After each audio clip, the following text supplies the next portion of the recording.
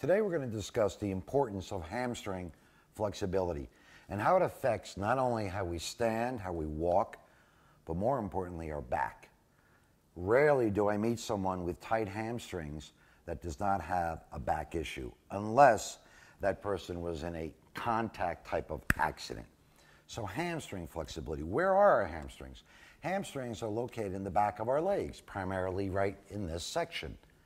The quad, as we always hear people, is the top of the leg. So the hamstrings protect the back. There are many things we need our hamstrings for. Getting up, getting down, strengthening our abdominal and our core region. And more importantly, the more flexible our hamstrings are, we can be pain-free with our back region for the rest of our lives.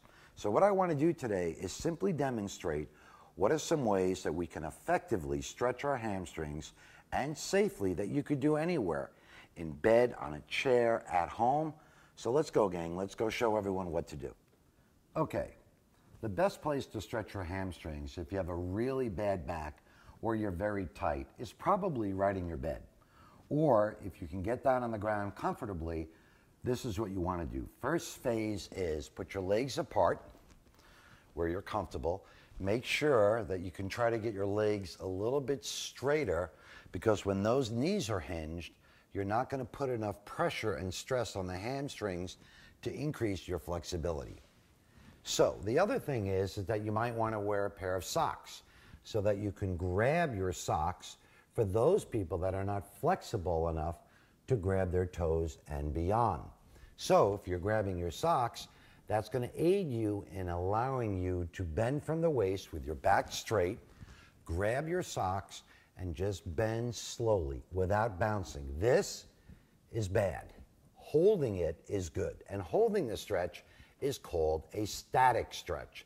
Bouncing, which is not allowed, is what is called ballistic. Now, there are certain professional athletes that are allowed to ballistic stretch, or gymnasts, or dancers, but that's not who we are right now. So, the other thing is put your feet together.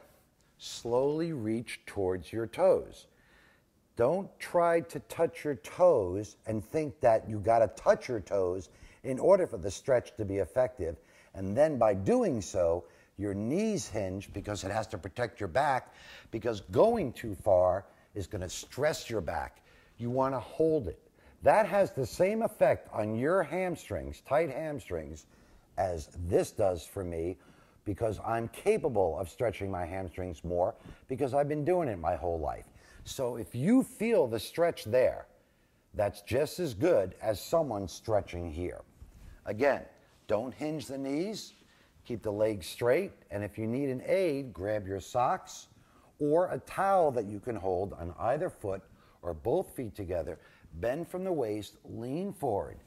Then, before you do that stretch, remember, it's important to do a mild warm-up. What I mean by a mild warm-up is perhaps you can walk around the bedroom, walk around the house, walk around outside 2 or 3 minutes just to get your blood flowing, get a little warm, a little clammy even, where you're just starting to begin to sweat, and then get into your stretch routine to protect your back. That's it for the tip of the day.